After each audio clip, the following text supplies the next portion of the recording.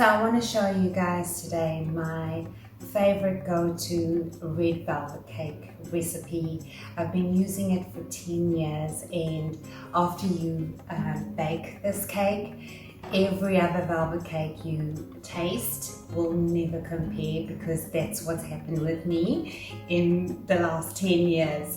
I've used this recipe for baking massive birthday cakes or just for the family at home.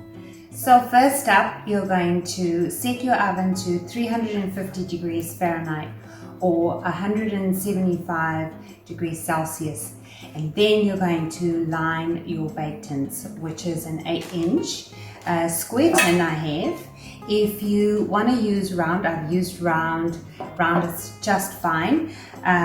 Just basically grease the tin, and then so that my baking paper can stick. And we'll set that aside, and then that's all our prep work ready to go. So first up, you're going to sift 2 cups of sugar if you're making a single cake today. I'm making a double because we are making red velvet cupcakes as well as a cake. Red velvet cupcakes overload. My husband loves cupcakes. So 2 cups of sugar sifted and 2/3 of a cup of unsalted butter at room temperature. All your ingredients are going to be at room temperature today.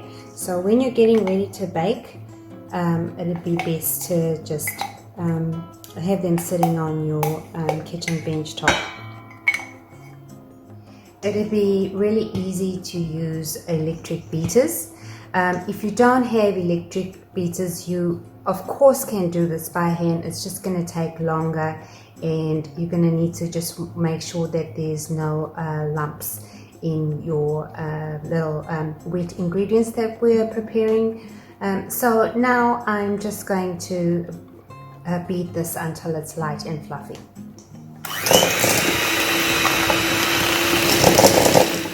Alright, this is how I've got it. It is not perfect by any means. A useful tip is to first add your butter into your bowl and then gradually add your sugar. I added, as you saw before, I added them both together and the sugar was going everywhere. So that wasn't good.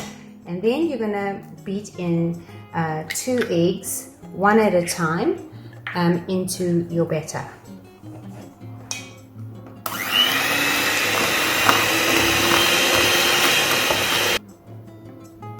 Two teaspoons of vanilla, and then beat again.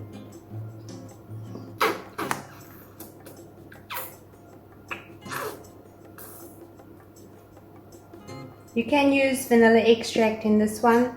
I've got vanilla bean paste, so I'm using that.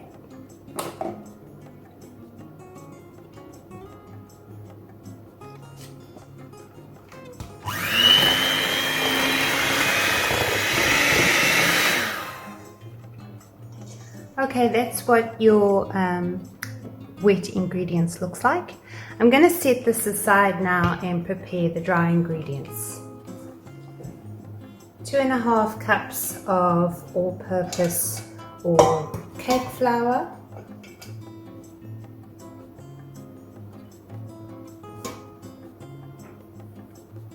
And when you're measuring your cups, make sure that it's level like that.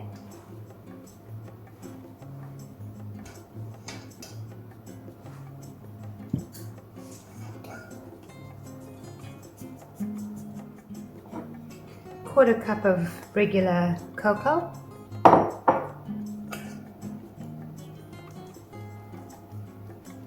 1 teaspoon of baking soda,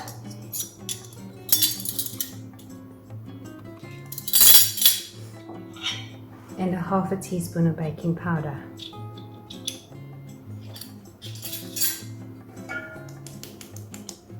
And then you're going to need 1.5 cups of buttermilk. And what we're going to do is we're going to take our flour, We've sifted all of the cocoa, the flour, the baking soda, etc. and powder into a bowl, and we've just set it aside. And then we're going to add to another bowl some buttermilk,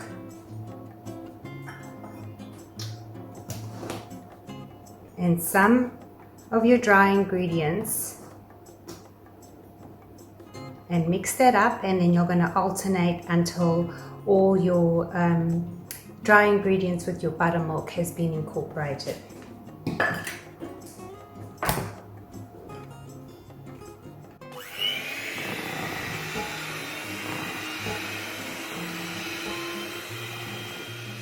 Okay, this is what your batter should look like. And what I've almost forgotten, but not quite, is a 1/4 teaspoon of salt. And now we want to add the red. I've got here 1.5 teaspoons of white vinegar and 1 teaspoon of red food coloring, or you can use red paste. And I'm just going to, or if you want to go more natural, you can also use grated beets. And now we're going to get our wet ingredients and add that in as well.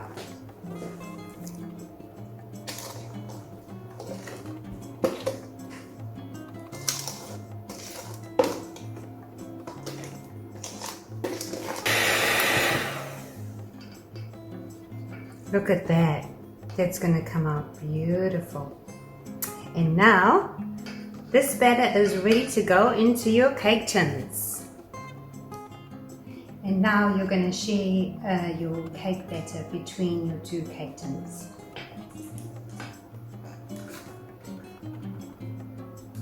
It should come maybe just over half each cake tin. I'm going to eyeball it because we've got cupcake batter in here as well. You're going to give it a light tap just to get rid of any air bubbles.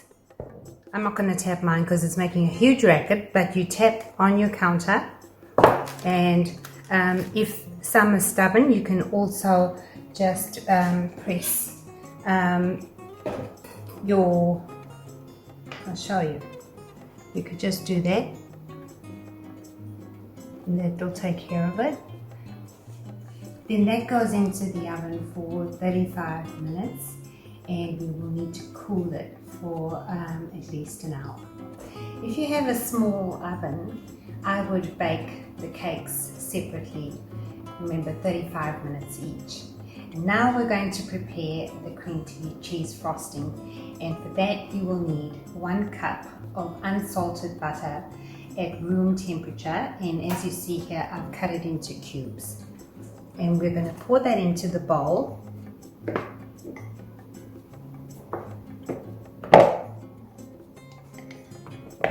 And you're going to beat that until it's fully mixed. I don't like to use my beater for this, just because it gets stuck in the beater. So I'm just going to do this by hand. And this is what it looks like. You see, we just mixed it well, where there's no more lumps left. And now you will need 12 ounces of cream cheese, or 340 grams, or 1.5 packets. And you're going to mix that together until it's fully integrated. You know what? So here we go. The cream cheese and the butter is fully combined, and there is certainly value in having both at room temperature, because it'll give you less work, because it'll be less tough, and it'll be soft and ready to go. For your next ingredient, you will need icing sugar, and we're going to need 4 cups of that.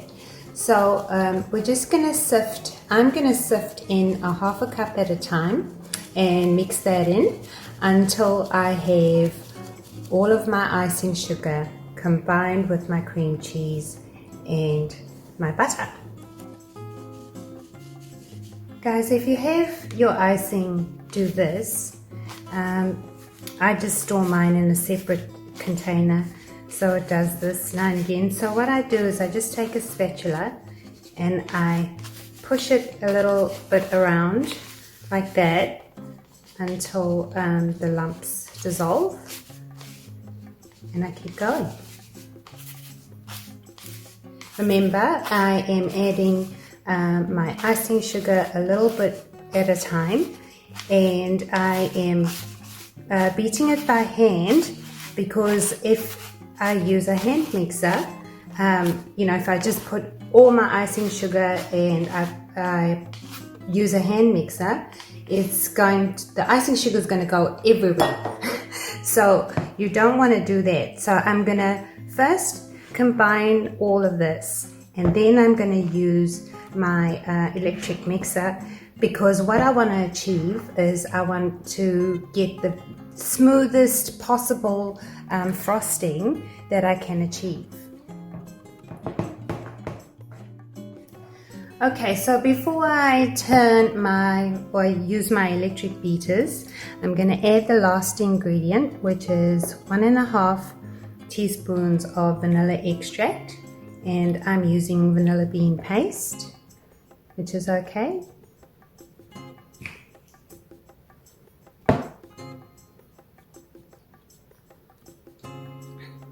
All right.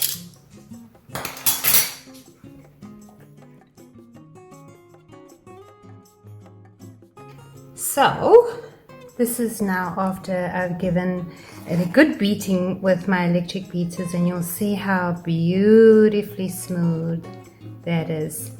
The little black flecks that you see in the icing is from the vanilla bean paste. If you don't like that, do go ahead and use a vanilla extract.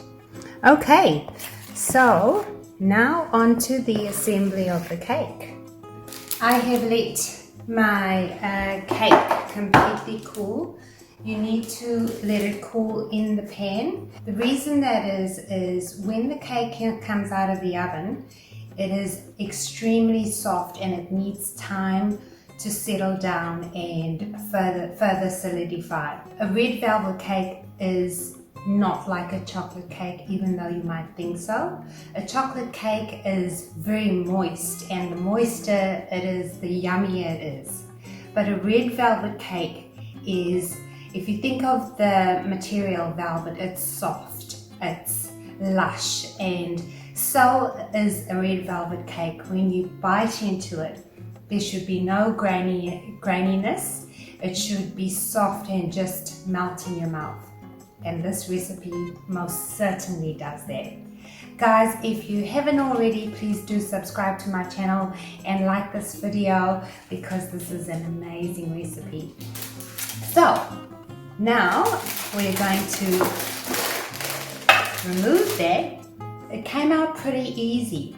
This is from preparing our cake tins very well, like we did. And I'm just going to peel that back. And I put some of that same baking paper down, because this is not going to be my serving plate, if you like. I'm going to transfer it, and I'll show you how I do that. So really easy. You just slap on some of that frosting, because nobody's going to see the middle.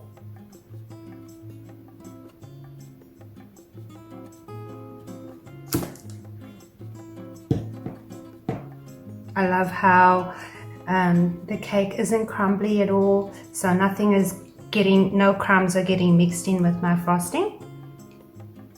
Do take note. And I'm going to slap on some more, just so that my cake is more even rather than raised. And I'll show you why I'm doing that. Okay, so our second layer goes on, and what I'm trying to achieve there, and why I put that on, is because the middle is quite raised there, And what I'm going to do now is I'm going to fill in the missing spots there's no icing, just so that there's no spaces in our cake. Like so. And then I'm just going to work it around.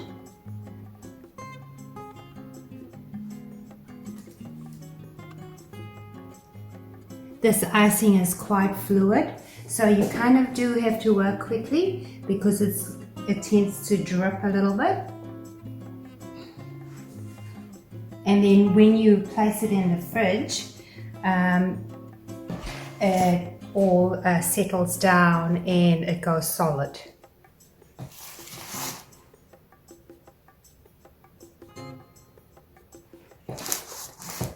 Okay, so I'm just going to completely cover the cake with the frosting.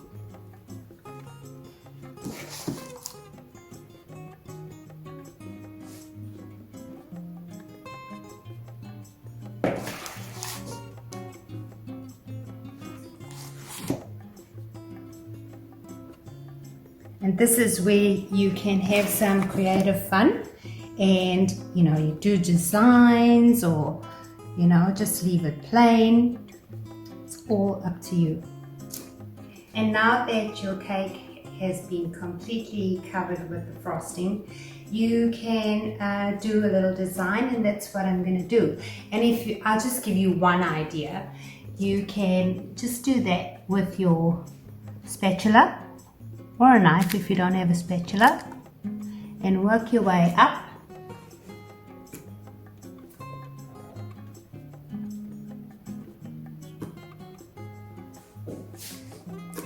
Put some more there and do it again. And then for the top, I'm just going to do that.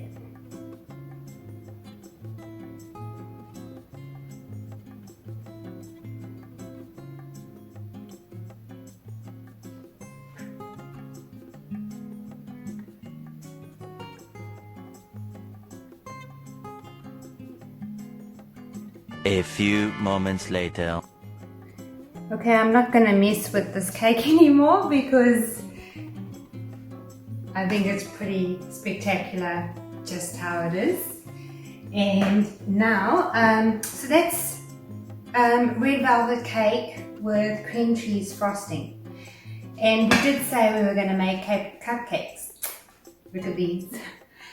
They're the exact same recipe, except I baked them for 18 minutes, and you can see that the small type. If you have a bigger cupcake tin, you would go for maybe 20-25 and just keep an eye on it.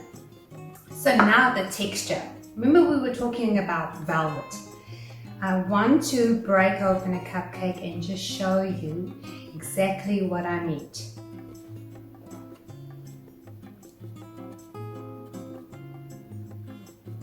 Look at that.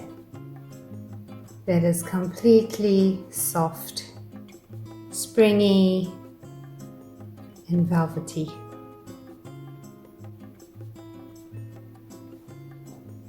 You know how people say, oh, I'm more of a cook or I'm more of a baker? I really don't see why you can't be both. And when I was young, I was neither.